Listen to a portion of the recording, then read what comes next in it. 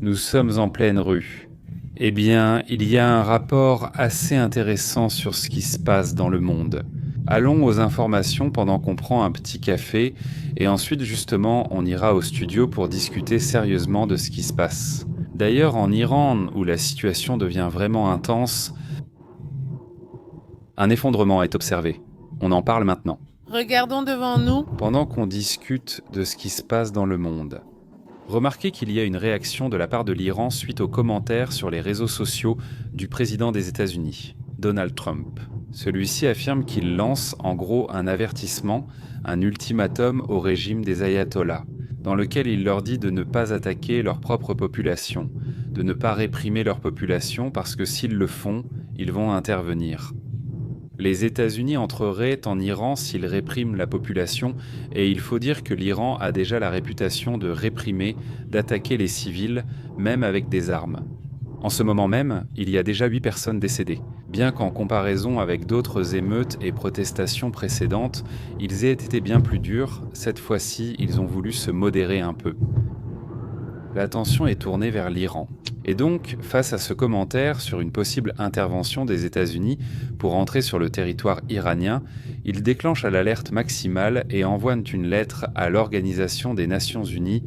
Exactement, il dépose une lettre à l'Organisation des Nations Unies disant que le commentaire de Donald Trump n'est pas approprié, que ce n'est pas la bonne manière.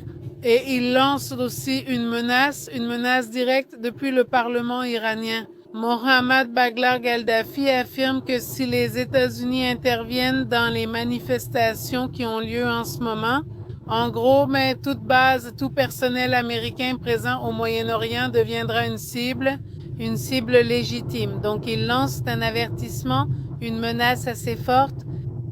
Exactement. Et maintenant, il n'y a plus de demi-mesure.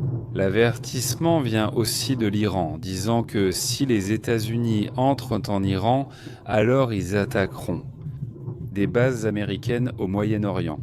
Et il n'y en a pas peu, il y en a beaucoup. Il faut rappeler qu'au Qatar, ils ont la plus grande base de toute la région. Il me semble qu'environ 10 000 soldats vivent là-bas, répartis en plusieurs endroits dans la région. Cela fait aussi partie de l'avertissement lancé par ce régime. La tension est à son comble. Les manifestations font des choses incroyables dont nous parlerons plus tard ce soir en détail de ce qui se passe. Mais à ce moment-là, l'Organisation des Nations Unies reçoit déjà la lettre. Nous allons maintenant voir ce que dit le secrétaire général de l'Organisation des Nations Unies, Antonio Guterres, qui donnera sûrement une réponse. J'imagine que la réponse de l'Organisation des Nations Unies sera d'abord, avant tout, d'appeler à la modération dans toute situation, afin que cela n'escalade pas en conflit armé, en guerre. Mais nous parlons déjà du fait que les manifestations deviennent un sujet, c'est déjà un conflit géopolitique. Exactement. La lettre est adressée à l'Organisation des Nations Unies, à Antonio Guterres et au Conseil de sécurité. Un point qui, il y aura sûrement une réunion pour parler du sujet, même si au Conseil de sécurité, on peut toujours opposer un veto aux décisions. Et aussi les manifestations, comme nous vous l'avons dit, en sont déjà à leur 5e jour.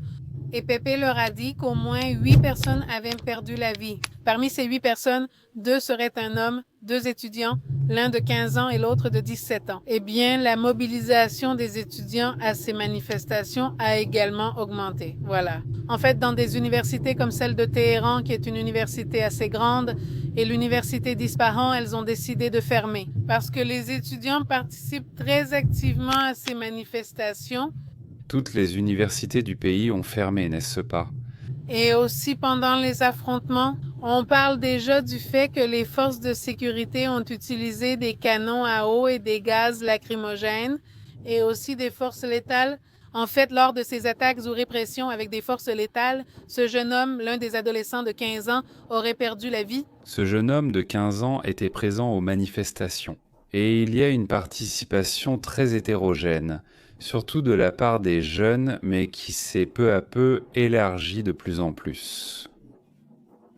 On s'attend à ce que si ce mouvement se confirme déjà dans les villages ruraux, alors des personnes qui n'avaient jamais participé à ce type de protestation pourraient aussi s'y joindre, comme par exemple dans la ville de KOM, où ils assurent que, beaucoup de personnes qui ont toujours été alliées au régime, disons aux ayatollahs, eh bien, elles commenceraient aussi à s'opposer à ce régime. Ils veulent un changement de plus en plus large. Il semblerait même que cela soit déjà accepté par différents secteurs financiers. Nous aborderons aussi cette partie lors de la diffusion du soir. Mais il y a des mouvements importants dans différents domaines. Ce n'est plus seulement une question de sécurité ou même de commerce et d'université, mais aussi à d'autres niveaux, qui sont essentiels pour un pays, n'est-ce pas? Comme le système financier, l'armée. Nous parlons déjà, du moins pour l'instant, d'un pré-mouvement, disons-le ainsi. Il y a déjà des situations qui confirment qu'il y a une planification, pour ainsi dire, vers un possible grand mouvement. Nous ne l'appellerons pas ainsi pour l'instant, car plusieurs points seront discutés en profondeur ce soir, dans un moment. Nous pourrions vivre un moment historique ici, toute la communauté de PP en direct. Pourrions-nous déjà être en train de voir une partie de l'histoire ou la fin de l'histoire, d'un régime dans lequel nous espérons que si jamais il tombe, eh bien que ce qui viendra soit beaucoup plus axé sur ce que veut le peuple de ce pays, n'est-ce pas? Ce serait vraiment intéressant qu'il y ait un changement important, profond, démocratique, espérons-le, n'est-ce pas? Bien sûr, il y a aussi la tentation de la monarchie. Il y a la tentation de revenir à ce passé monarchique, ce qui, bien sûr, ne plairait pas à tout le monde, mais cela pourrait être, au moins, l'une des solutions temporaires. Exactement. En ce moment même, on parle déjà d'incendie dans une ville de la province d'Iran qui s'appelle Saravet, où de nombreux incendies sont signalés. Donc voilà, ce qui est intéressant, c'est qu'en général, dès qu'ils savaient, il y avait toujours des manifestations, non? À certains endroits. Mais maintenant, il y a déjà beaucoup de petites et moyennes villes, et évidemment les grandes, où le mouvement est vraiment intense. Exactement, il y a déjà tout, non? Petit à petit, ça devient plus large, plus important. Si on voit que cela continue d'augmenter parce qu'on n'avait jamais vu quelque chose à ce niveau, non. En vérité, cela a surpris. Je pense que cela va devenir, la principale nouvelle du début de 2026 et aussi de beaucoup d'autres moments. Et quoi de mieux, quel meilleur signe? Ou plutôt, oui, un signe, non? Si vous vous souvenez, mais il y a quoi, ça doit faire 8 ans, ce serait 8 ans. C'est là que Soleimani est mort lors de l'attaque lancée par Donald Trump. En fait, c'était un 2 janvier, je me souviens de 2020, parce qu'avec cette nouvelle, nous avons commencé 2020, une année vraiment, vraiment mouvementée pour tout le monde. Mais en ce moment, toutes les banderoles faites pour rendre hommage à ce personnage sont en train d'être brûlées. Ce sont des rapports dont nous allons parler plus en détail maintenant, pour voir exactement ce que cela signifie. Quel est le précédent, s'il y en a un dans le passé récent, c'est-à-dire, existe-t-il des précédents à ce niveau de protestation? Parce qu'il semble que l'histoire nous rattrape de façon frappante. Quel mauvais gestionnaire, ce type. En fait, je l'ai déjà vu faire. Je lui ai déjà fait le nom, enfin, ce classique du je ne croise pas. Et là je reste au milieu de la rue. Bon. Voilà où on en est. Voilà le sujet en ce... déjà 2 janvier. 2 janvier? 2 janvier et tout ce qui se passe. Très intense, ça ne ressemble pas au janvier habituel, tu sais, le même dont tout le monde parlait ce matin, janvier. Surprends-moi, s'il te plaît, il ne s'est passé que 2 jours et c'est déjà très intense. Surprends-moi à 2026, non? Oui, et donc... Allez, surprends-moi 2000. Oui, surprends-moi 2026, on est déjà surpris. Je crois que le premier chez qui je l'ai vu, c'était Francisco Arce, à qui je passe le bonjour. S'il est là, il est en ce moment dans la communauté. Mais bon, passons aux commentaires. Oui. Avant de saluer les 206 personnes connectées qui nous accompagnent, c'est super. Il salue Élisée et demande « Tu vas renverser un taxi ?» Salut Aner, comment vas-tu Aner? Salut et aussi salut à Brian. Brian Reynoso affirme que les Iraniens montrent aux Vénézuéliens comment faire. Salut Brian, comment vas-tu? Oh là là, c'est que c'est un sujet, n'est-ce pas? C'est un sujet qui, ici en Amérique latine, je sens qu'il nous manque encore. Comme cette colère, est-ce qu'on s'est tellement habitué à vivre en paix d'un coup? Je ne sais pas. Oui, qui sait, tu vois aussi, oui, je veux dire, au final, oui. Il y a eu dans le passé, des mouvements forts, oui, dans différentes parties de l'Amérique latine. Et tu sais, dans l'une de celles-là, oui, ce genre de choses peut provoquer des mouvements dans d'autres endroits. Je ne sais pas si au Venezuela, mais oui, je dis que c'est possible, c'est-à-dire tout est c'est possible. Il faut se rappeler que, eh bien, il y a eu cet effet de protestation de la génération Z, qui ont commencé à apparaître dans différentes parties du monde, même ici en Amérique latine, même si ce n'était pas aussi intense. Oui, non, pas avec ce niveau. Alors, eh bien aussi, je pense que ça va beaucoup dépendre de la façon dont ils s'organisent au Venezuela ou dans n'importe quel pays où l'on veut opérer un changement.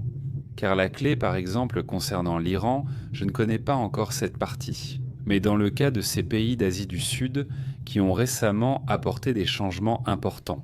Il faut rappeler qu'il y a plusieurs gouvernements qui se sont effondrés à cause de ce sujet ou qui ont failli le faire.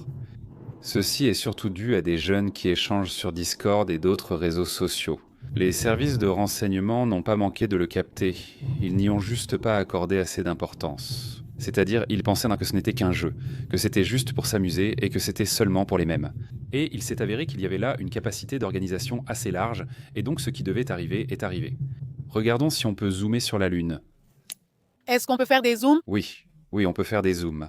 Oh, c'est là, mais non, on ne voit pas aussi bien. Non, zoom et clique sur la Lune. Où est la Lune? Je me suis trompée. Ah, la voilà.